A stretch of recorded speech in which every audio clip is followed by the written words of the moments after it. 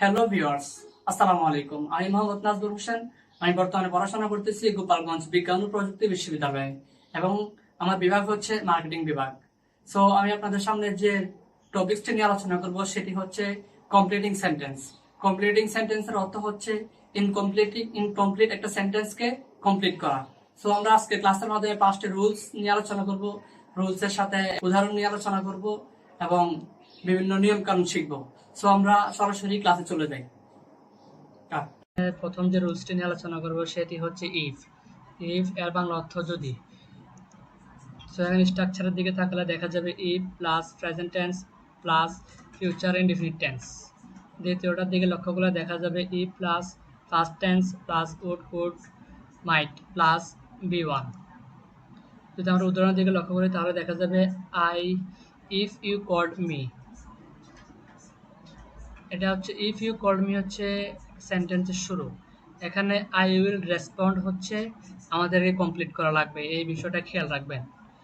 এখানে আমরা হচ্ছে প্রথম স্ট্রাকচারটার দিকে যদি তাকাই, ইফ প্লাস প্রেজেন্ট টেন্স। এখানে ইফ প্লাস প্রেজেন্ট টেন্সের যে সূত্রটা ছিল সেটা পূরণ হয়েছে।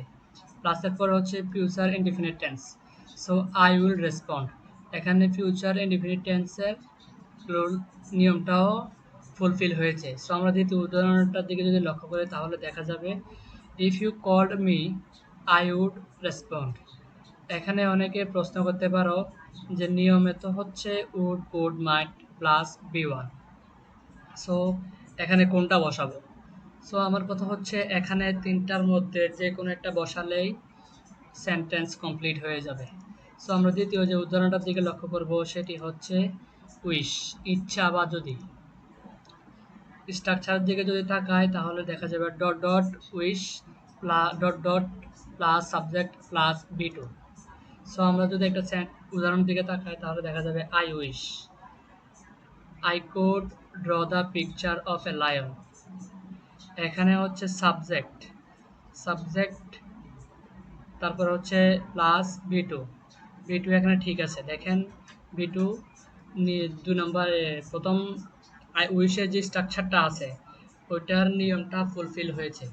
সো আমরা 3 নাম্বার নিয়মটার দিকে যদি তাকাই তাহলে দেখা যাবে so that oblique in order that, যার অর্থ হচ্ছে যাতে, যার বাংলা অর্থ হচ্ছে যাতে।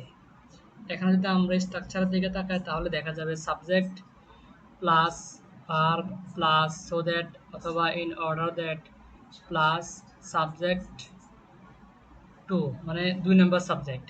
এখানে হচ্ছে একজন, মানে প্রথম সাবজেক্ট, তারপর এখানে হচ্ছে 2 নম্বর সাবজেক্ট প্লাস। এখানে আমার বললে প্লাসটা দিতে মনে নাই, ক্ষমা সুন্দর দৃষ্টিতে দেখবেন। Can oblique could plus B one. So আমরা যদি উদাহরণের দিকে তাকাই তাহলে দেখা যাবে the girl read attentively so that হচ্ছে নিয়মের যাতে, যাতে she could in the exam. দেখেন এখানে যে স্ট্রাকচারটা আছে এই স্ট্রাকচারটা অনুযায়ী দ্য গার্ল, এখানে সাবজেক্ট ওয়ান, মানে দ্য গার্ল হচ্ছে সাবজেক্ট ওয়ান। ভার্ব ঠিক আছে, ভার্ব অ্যাটেন্টিভলি ঠিক আছে, তারপর হচ্ছে সো দ্যাট হচ্ছে নিয়মের সো দ্যাট, যার অর্থ হচ্ছে যাতে। এখানে শি হচ্ছে subject be two, subject two মানে 2 নম্বর সাবজেক্ট। তারপর হচ্ছে ক্যান কুড।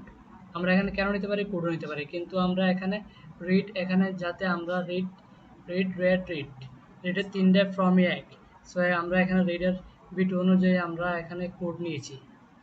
সো আমরা যদি এখানে 3 নাম্বার উদাহরণটার দিকে তাকাই, 4 নম্বর উদাহরণটার দিকে তাকাই তাহলে দেখা যাবে সো দ্যাট এত যে, সো দ্যাট যার বাংলা অর্থ হচ্ছে এত যে। স্ট্রাকচার দিয়ে যদি আমরা তাকাই তাহলে দেখা যাবে subject plus verb plus so plus adjective plus adverb plus that plus subject two, মানে 2 নম্বর সাবজেক্ট।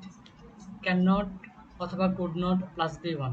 সো আমরা উদাহরণের দিকে লক্ষ্য করি তাহলে দেখা যাবে the patient was so weak that he could not walk. মানে এখানে যে স্ট্রাকচারটা আছে এই স্ট্রাকচারটা অনুযায়ী সেন্টেন্সটা আমরা কমপ্লিট করতে পেরেছি।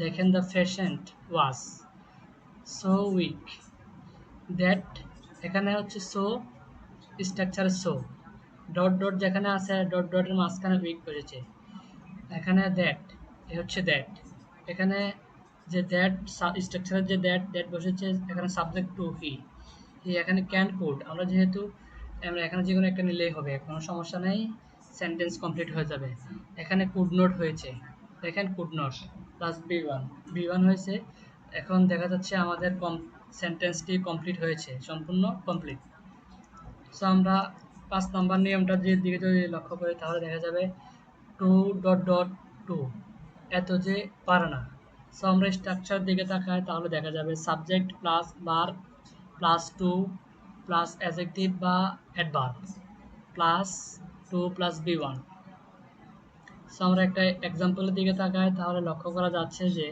দ্য পেশেন্ট ইজ টু এখানে টু হচ্ছে স্ট্রাকচারের টু এই যে subject the patient verb is এখানে যে টু আছে টুটা হচ্ছে স্ট্রাকচারের too weak weak weak adjective অথবা উইক উইক হচ্ছে adjective plus to to plus to হচ্ছে স্ট্রাকচারের টু আর বি ওয়ান হচ্ছে উইক সো আমরা দেখা যাচ্ছে আমাদের প্রথম পাঁচটি রুলস আমরা সম্পূর্ণভাবে কমপ্লিট করতে পেরেছি সো আপনাদের ক্লাসটা করে কেমন লেগেছে জানাবেন যদি কোনো ভুল হয়ে থাকে তাহলে ক্ষমা সুন্দর দৃষ্টিতে দেখবেন এবং ভবিষ্যতে যাতে আমি আরও সুন্দরভাবে ক্লাসগুলো কমপ্লিট করতে পারি সেভাবে আমাকে পরামর্শ দিবেন ধন্যবাদ সকলকে আসসালামু আলাইকুম